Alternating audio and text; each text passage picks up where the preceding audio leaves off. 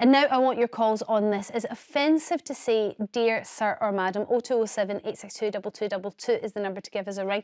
Bosses at Hackney Council in London have encouraged staff to use gender neutral terms in letters and formal emails. Instead, they're using terms like these. So we are out with the dear sir or madam, and we are in with the dear colleagues.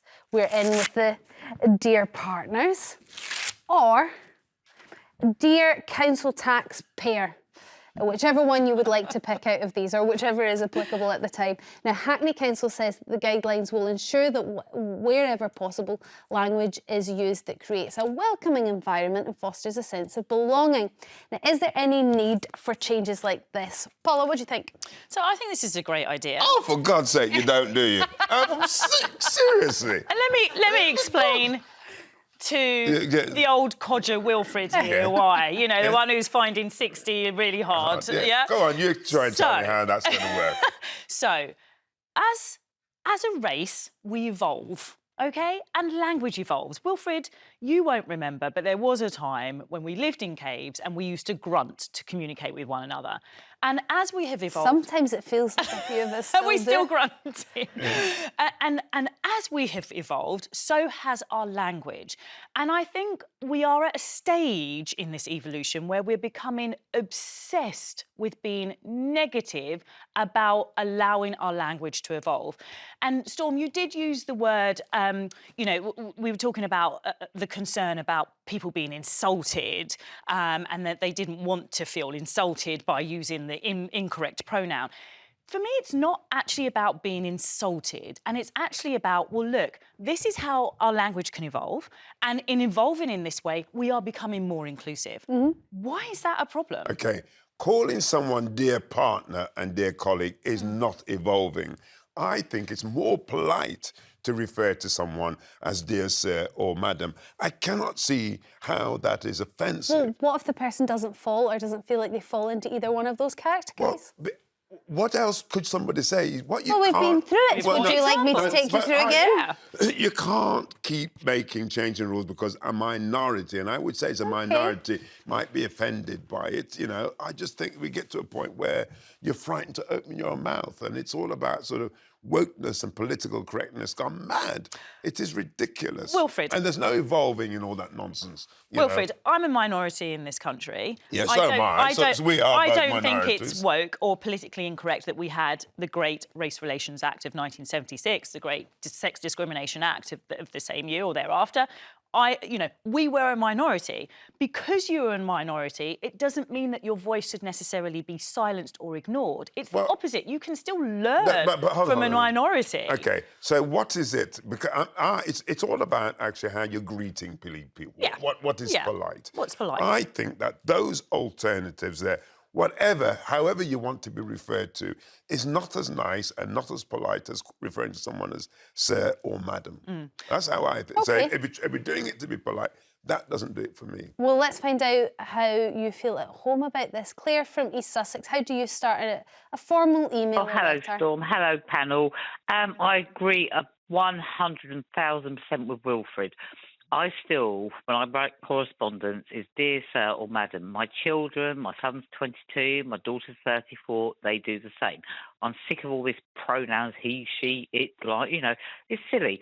It's common decency. I mean, the only time I sort of took offence to be called dear, I was like years ago, I used to be a training manager and we were all out in the pub somewhere and this sort of 18-year-old girl said, come on, dear, drink up, please. And obviously then I was ridiculed for my nickname became Dear. I can imagine that being very annoying. I remember the first time a mother referred to me as woman in front of her child. You know, move out the way for the lady, move out the way for... It was always girl, and then the first time I got move out the way for the lady or move out the way for the woman, I was horrified. But dear's so much worse.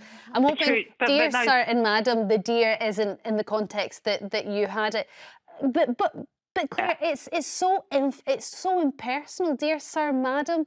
Don't you want to be more specific about that? I think it says what it says, and I think you're accommodating everybody, gender, anything. Dear sir, dear madam, and I think it's like I think we should keep it up. But well, you're not including somebody that's gender non-binary.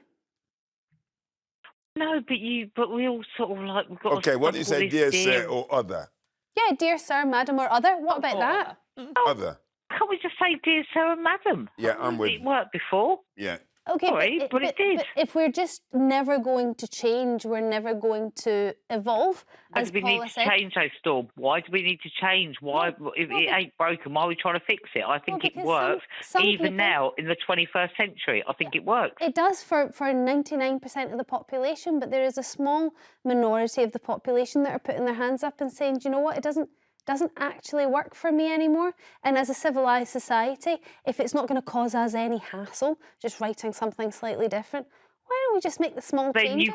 then they got the choice as an employee to say, look, to their bosses, look, I'm not going to do the mandatory, like the signature when I change my email and do this and do that. Then they've got that choice. But I personally think it's actually quite a nice thing. It's very sort of diplomatic, if we want to be sort of like politically correct. I think it's just like specified. And there's a lot of people that can fall under those categories as well. So, therefore, I think it's just a nice thing to still keep a tradition. I mean, if we lose traditions in this country, we're going to lose everything, aren't we?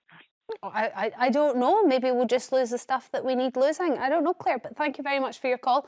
Michelle from Devon, what's your view on this one? Let's keep dear sir, madam.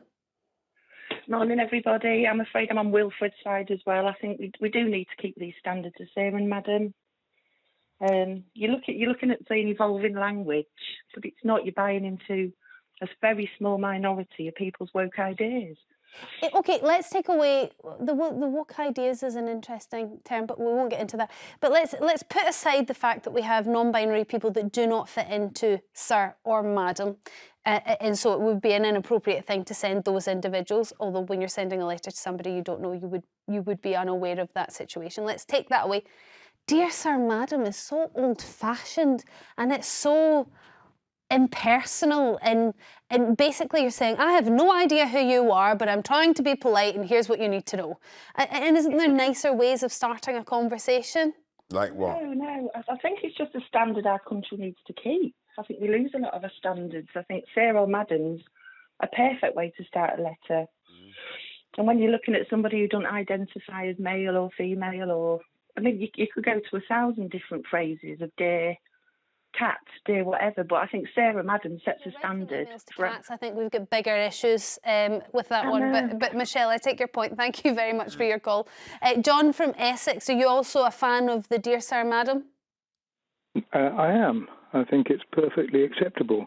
And I think this is a classic example of the more money you give to local authorities and public bodies, the more ways they find to completely waste it and spray it up the wall on trying to change simple things that have been traditionally perfectly acceptable into something different. And it just drives me mad how these local authorities waste our money all the time on things like this. I mean, the wasting money is an interesting point, but when we look at traditional things that have always been accepted, there are a lot of things that traditionally were accepted that we just do not accept at all now, John, and rightfully so, because times change, we become aware of issues, we become aware of the plight of other people, and some people will call that woke, other people will call that just being considerate, and I wonder whether this is one of those times where it's so easy to just change to something else. Well, I honestly don't see what's wrong with dear sir or madam. You're either one or the other. And that's perfectly acceptable. It has been for centuries. John, some people aren't one or the other, but thank you very much all the same with your call. Now, totally other discussion we're going to have. We seem to be running through this show, which is fabulous. Thank you for all your calls.